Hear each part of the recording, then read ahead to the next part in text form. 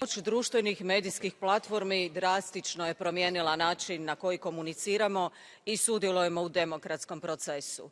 Mi želimo zaštititi aktom o digitalnim uslugama nezakonite aktivnosti, a ne spriječiti ili ograničiti slobodu govora. Još jednom ovo podcrtavam jer i ovdje danas bili smo suočeni sa brojnim dezinformacijama.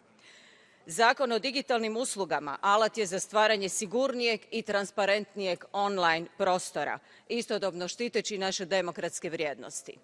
Jedan podatak ću vam ovdje iznijeti. Prema podacima Europske komisije, čak 83% građana Europske unije susrelo se s dezinformacijama na internetu. Stoga je sasvim razvidno da moramo jačati naš digitalni suverenitet.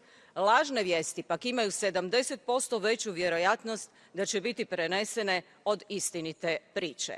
Zakon o digitalnim uslugama nije samo regulatorni okvir, to je naš obrambeni štit protiv prijetnji koje nam mogu ugroziti same temelje demokracije.